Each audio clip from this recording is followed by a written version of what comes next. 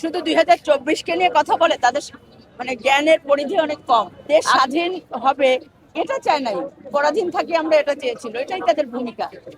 এটা হচ্ছে টাকার এপিটার ওপিট, জামাত আর আওয়ামী লীগ, ঠিক আছে, এরা ওদের মধ্যে ঢুকেছিল, ওরা ওখান থেকে বেরিয়েছে।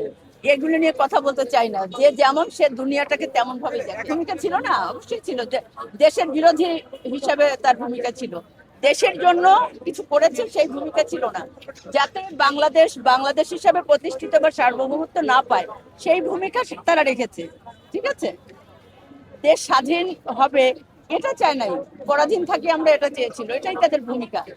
এই বাচ্চা পোলাপানদের এসব কথা নিয়ে কথা বলতে চাই না। 1971-কে যারা বাদ দিয়ে শুধু 2024-কে নিয়ে কথা বলে তাদের মানে জ্ঞানের পরিধি অনেক কম। আগে 1971-কে মূল্যায়ন করতে হবে, তারপরে হচ্ছে 1924, কারণ 24 কোথা থেকে এসছে? যদি 1971 না আসতো, 52, 71, 69 এগুলো ভুলে গেলে তো চলবে না আমাদের।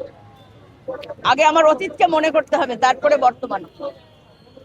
শেখ হাসিনাকে তাড়ানোর জন্য 24-এ তাদের অবদান আছে, বাট 1971 সালে সারা বাংলাদেশের মানুষের অবদান ছিল, এটা ভুললে চলবে না।